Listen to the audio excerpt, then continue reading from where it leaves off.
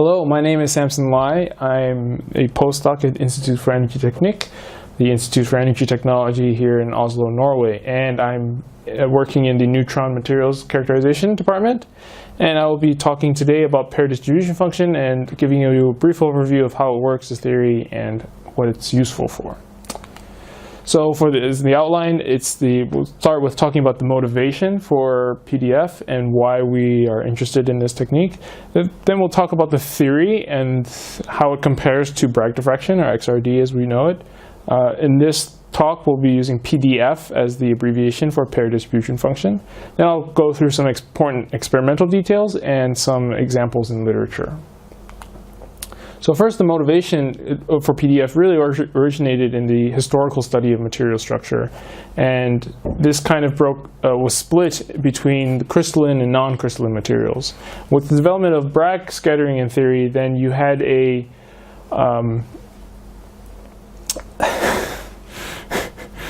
study of crystalline materials that came out very well and was successful. But for pair distribution function to develop, you really needed high power sources like synchrotrons and neutrons, and you also needed mathematical theory, but you also need computers that would do the kind of analysis on lots of data that's in a quick manner. So the key difference between these two techniques is that Bragg diffraction, as we know, provides the average structure, and pair distribution function provides the local structure. And this difference will become highlighted as throughout the talk, so you understand the meaning of this. So in X-ray diffraction, we'll just quickly brief review. We know Bragg's law, which is n lambda equals 2d sine theta. Here, n is just a integer number. Lambda is the wavelength of the X-ray that you're using to probe, or it could be the wavelength of a neutron, for example. D here is the interplanar spacing distance between two crystal planes that are reflections, and the theta is the angle at which this reflection is satisfied. So in the figure, we have a pretty typical X-ray diffraction pattern of, this is actually crystalline silicon from scrap silicon wafer cuttings, and you can see there's very distinct strong peaks where there are crystal reflections, and these correspond to specific planes in the crystal.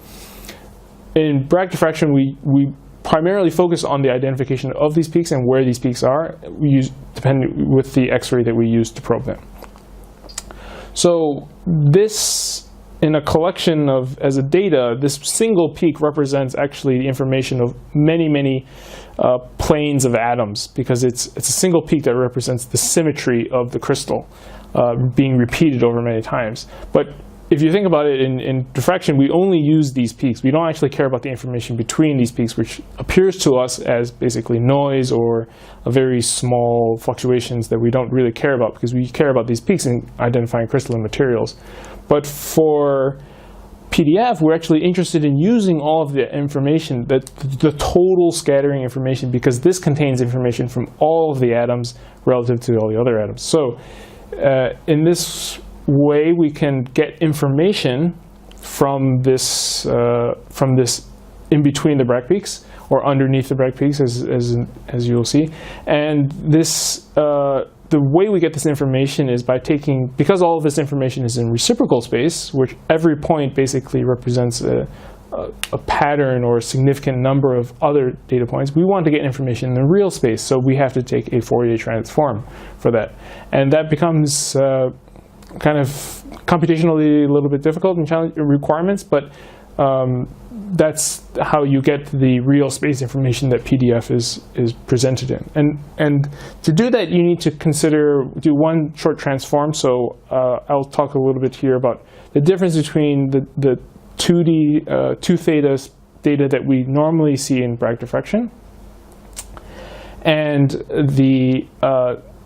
so that's following Bragg's law, and that means the location of each of these 2 theta peaks is dependent on your X-ray wavelength. So say you use a copper X-ray, you have a peak at a certain 2 theta angle. But if you use a different X-ray, such as a synchrotron, that 2 theta peak will actually move to a different angle because of the X-ray. But if we convert everything to Q space, which is the equation on this page, everything in Q space is normalized basically by the wavelength. So then the X-rays are, the energy of the X-ray isn't so important, but the Q becomes a standard dimension that represents the structure of the material.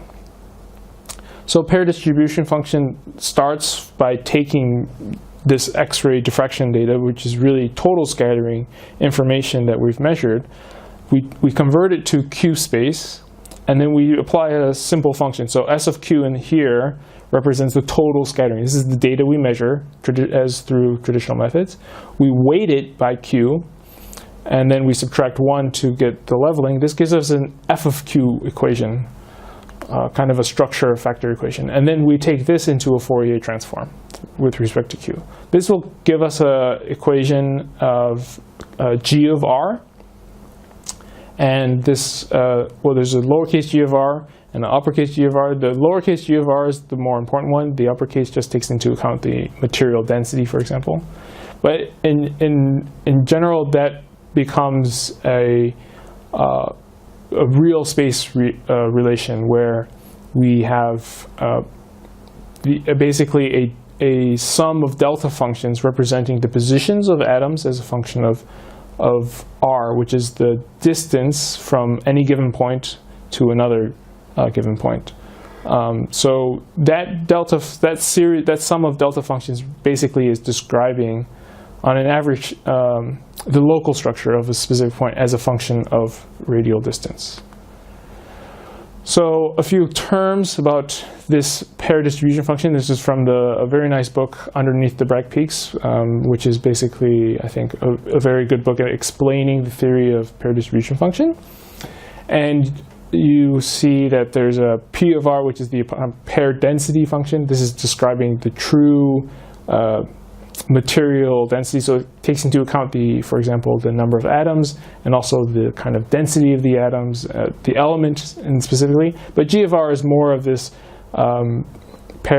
atomic pair distribution function. So this is the likelihood of finding a pair of atoms at a given r distance. And so in the figure here we have an example of a metallic glass, which is palladium, nickel, and phosphorus.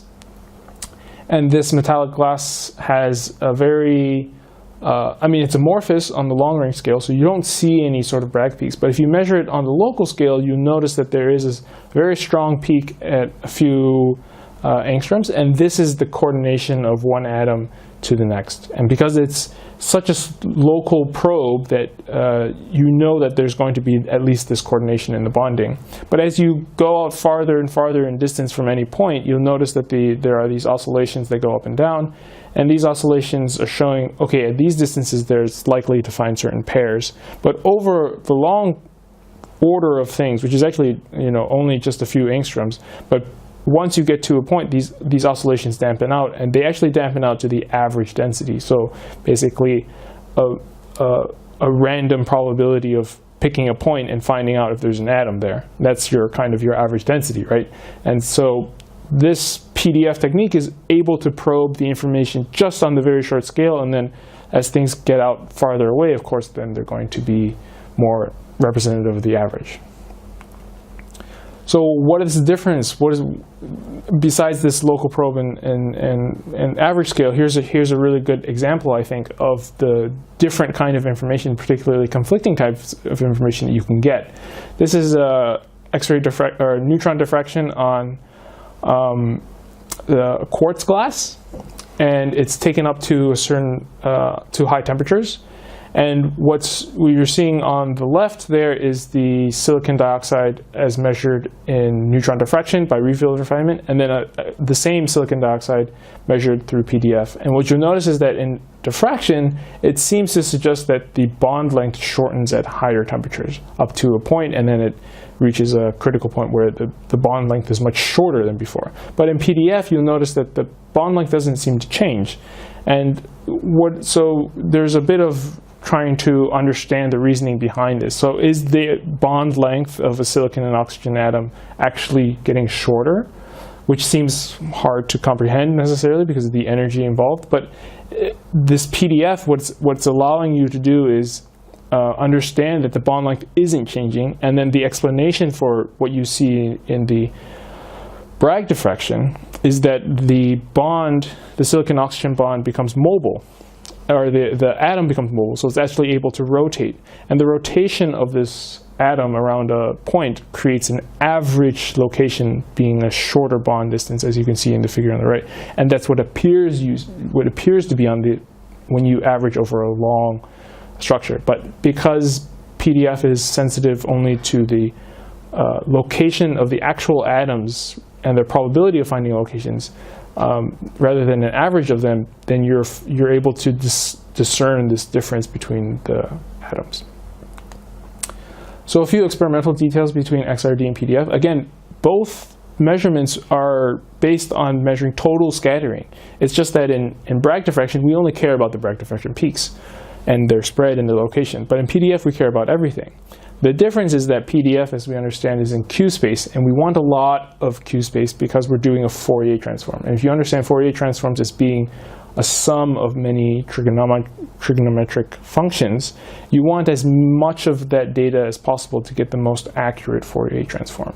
So what that means is that, practically speaking, you want a higher Q, and as we know, the relation to Q by lambda and theta by that relation we showed earlier. So we want a small lambda as possible because that'll give us higher Q, and we also want a bigger theta. So that means bringing your detector closer to the sample, and if you have a 2D detector, so you get higher angles, and then also going to a synchrotron to get higher energy X-rays. That will reduce your wavelength and give you more Q space, which means that you measure more data out, and then your Fourier transform will be more accurate.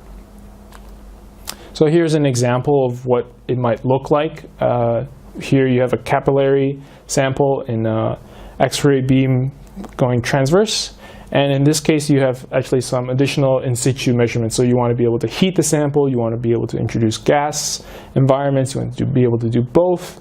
So this is a lot of kind of the exciting, interesting information. Because then if you're measuring total scattering, you can get data quite quickly on a two-dimensional image plate. So you're able to get fairly high time resolution.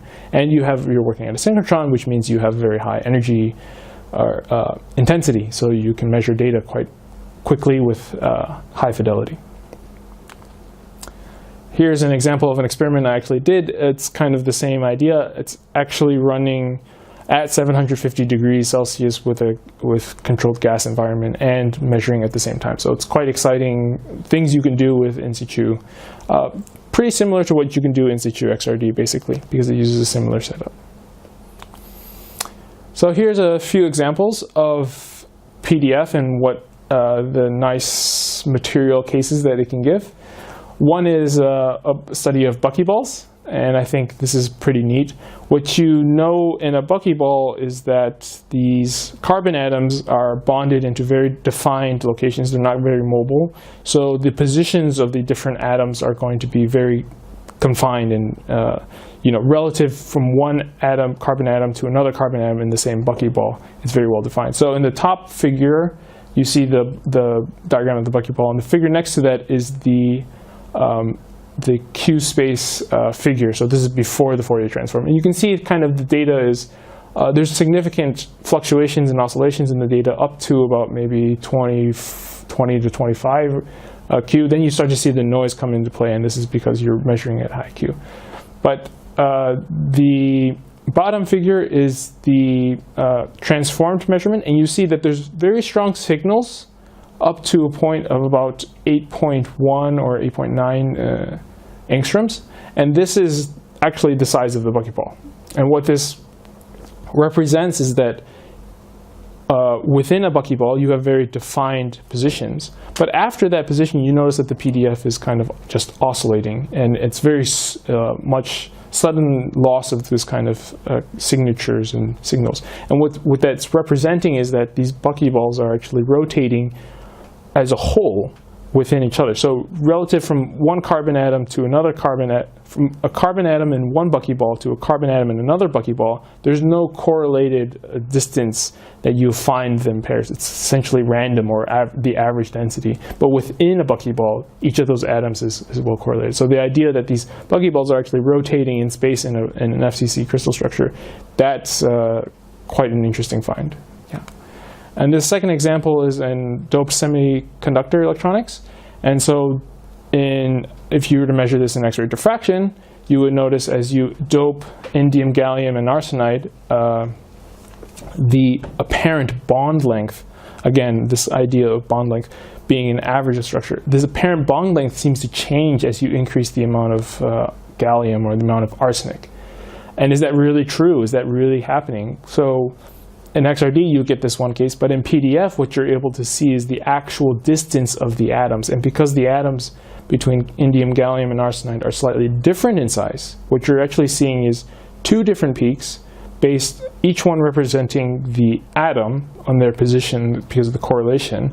And then you'll notice that they exchange intensities, because as you dope with one atom, it's taking up the position of the other, and then that means it's slightly farther. So they have two distinct bond distances because of the size of the atoms, but it's not actually that the average bond distance of all the atoms is changing. Rather, that it's just that's just what the fraction in the Bragg peaks will tell you. Basically, you're averaging over everything. But the pair distribution function, because it's sensitive to the positions and the correlations of the atoms, then you know that it's actually just an exchange. So it's quite a nice example of revealing information on a local structure that you wouldn't be able to see on an average structure. And finally, just some quick examples that of my personal work. I've done some in situ X-ray diffraction on nickel oxide, and again, this is Bragg's law. Very, very kind of what you would expect. Again, remember, this is the data you measure in diffraction is in reciprocal space. So as we heat up the material and we observe thermal expansion of the material in reciprocal space, that's going to be a shrinking. So you notice that the peaks get slightly shorter, or go to lower theta as the crystal expands to higher temperature, and then they move back out as the crystal shrinks to lower temperature. But if you look in the PDF, because it's a real space measurement, then you notice that the position is the trend is the opposite. As you heat up to a higher temperature, the peaks move out farther because they're at farther distance because of thermal expansion, and as you cool down, they'll contract again, which is a nice example, but emphasizing the difference in that you're in real space versus you're in reciprocal space. So in conclusion, I hope you've gotten a brief overview and I've piqued your curiosity about pair distribution function. It's a Fourier transform of the X-ray diffraction data that we normally just look for X-ray diffraction data peaks, but there's information in between those peaks that we can extract using mathematical methods and using the right experimental techniques, which is key. These total scattering measurements contains all the information, so it's just a matter of taking the information out of there, and it's sensitive to these kinds of local structure changes that you may not be able to observe with Bragg diffraction. So I think that's where it has a really key and unique role in helping advance scientific research and characterization of materials in ways that other techniques may not be able to do so. There is one little caveat, is that you may notice, you may hear about other local structure probe techniques, and that's in pair distribution function, you just have to remember that it's not element specific or element sensitive. It's only looking at the location of atoms, and that those locations may vary by size, but you can't necessarily say that this location is a specific element. You would have to have prior knowledge of the structure. So you have to have some expectation. You have to have some expectations about what your structure is. You can't just go in and not know what your material is. But if you do know and you want some information on local structure, PDF is a really powerful technique. So I encourage you to read more. I've only given you just the bare minimum of understanding what pair distribution function is, but there's many resources out there, like the book out there, and other researchers that are working on this. So feel free to contact them. Thank you for attending a presentation of Institutt For Energiteknikk.